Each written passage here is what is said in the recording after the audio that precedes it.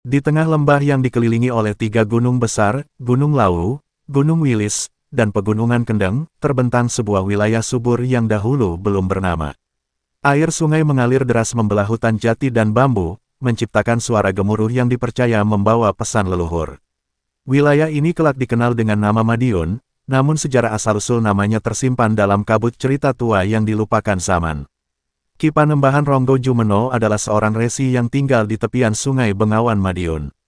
Ia bukan hanya seorang pemuka spiritual, tetapi juga penasehat raja dari kerajaan kecil yang berdiri di wilayah timur Mataram. Leluhurnya berasal dari Trah Majapahit yang memilih hidup menyepi setelah keruntuhan kerajaan besar itu. Ia dikenal luas sebagai penjaga keseimbangan antara manusia dan roh penjaga bumi. Setiap pagi, Ki Jumeno bermeditasi di bawah pohon beringin yang akar-akarnya menjulur sampai ke sungai. Dari sanalah ia sering melihat pertanda-pertanda langit. Suatu hari, langit mendadak gelap meskipun matahari telah tinggi. Burung-burung beterbangan gelisah, dan air sungai yang biasanya jernih berubah menjadi keruh kemerah-merahan, seolah membawa darah dari pegunungan. Telah tiba waktunya, gumam Ki Jumeno. Ia tahu bahwa tanah tempatnya berpijak menyimpan rahasia besar yang segera terbuka. Sejak lama, ia mendengar ramalan dari kitab leluhurnya bahwa akan ada pertumpahan darah yang menjadi awal nama tempat ini. Nama yang kelak dikenang, bukan karena kejayaan, tetapi karena tragedi yang membentuknya. Ramalan itu berbunyi, "Ana tanah ing satengahing banyu, dudu pulo nanging lumebu getih." Tanah iku diarani Madiun. Dalam bahasa Jawa kuno, Ma berarti air, Di berarti masuk, dan Yun berarti darah. Maka arti harfiahnya adalah, tanah yang kemasukan darah di dalam air.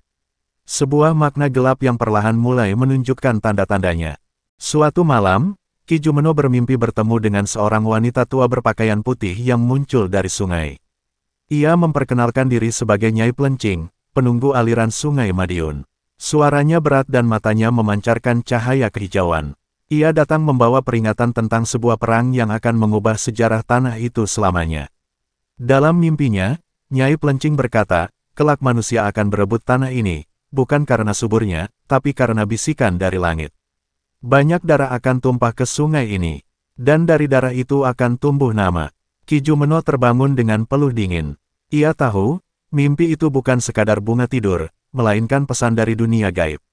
Keesokan harinya, datang utusan dari kerajaan Pajang membawa pesan bahwa perang besar akan terjadi di wilayah timur. Mataram, yang tengah melebarkan kekuasaan, akan berhadapan dengan pasukan Surabaya yang juga mengincar tanah strategis di antara lembah Bengawan. Tanah tempat Ki Jumeno tinggal adalah medan yang diincar oleh kedua pihak. Ki Jumeno merasa dilema. Ia tahu, wilayah itu suci dan seharusnya tidak dijadikan ladang pembantaian.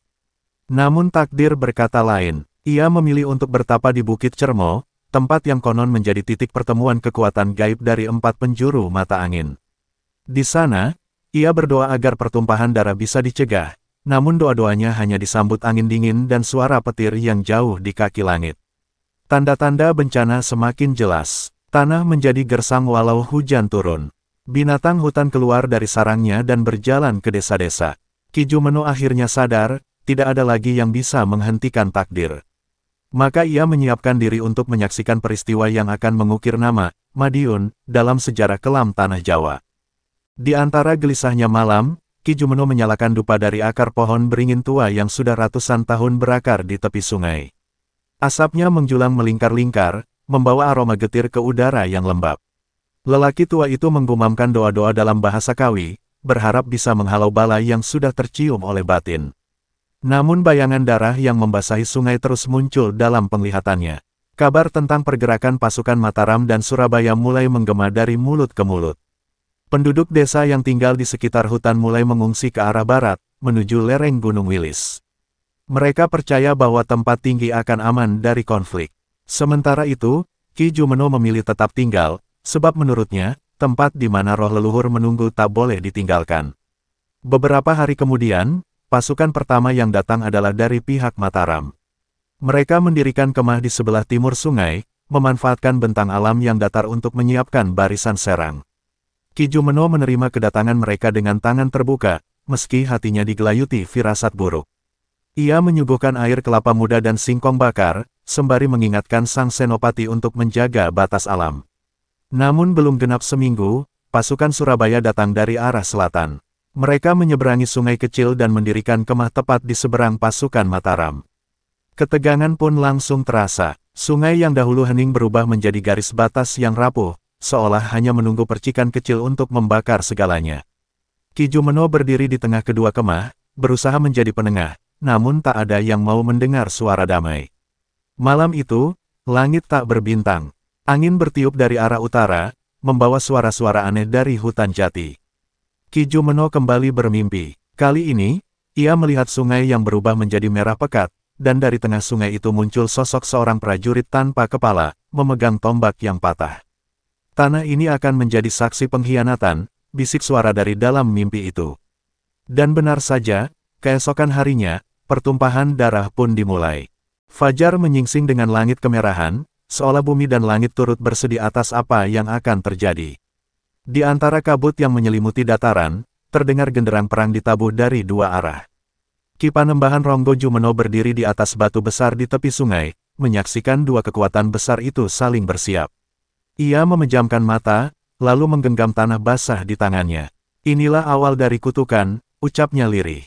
Serangan pertama dimulai saat seorang prajurit Surabaya tak sengaja menembus garis penjagaan Mataram.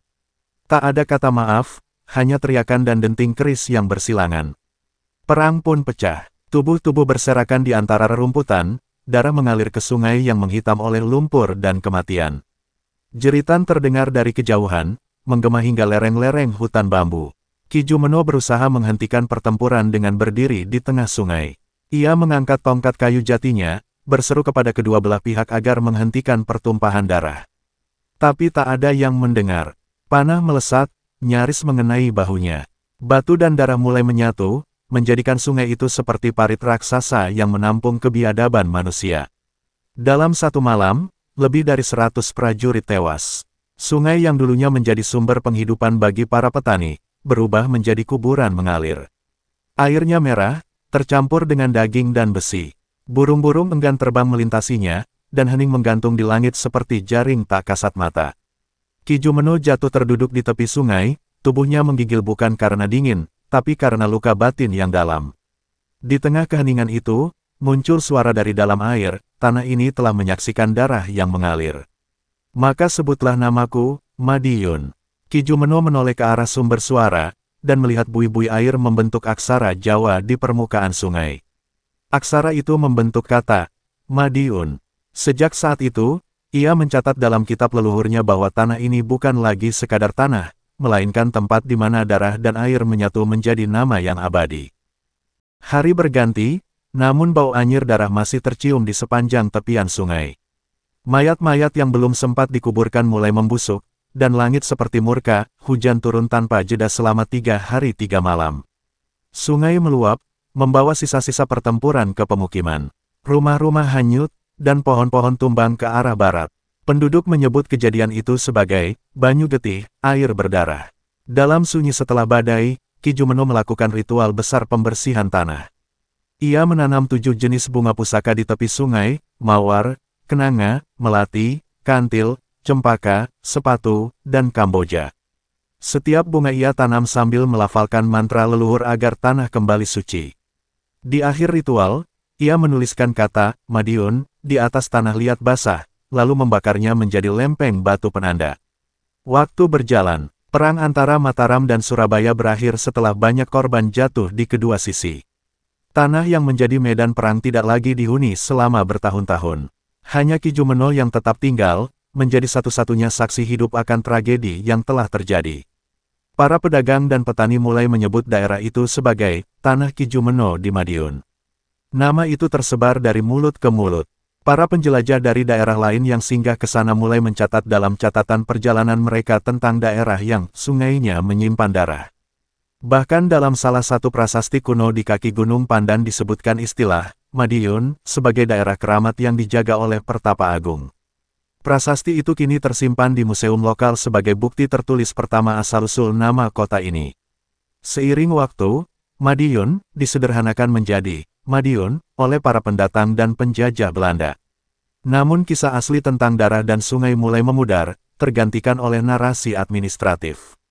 Meski begitu, keturunan Ki Jumeno tetap melestarikan cerita lisan itu dari generasi ke generasi.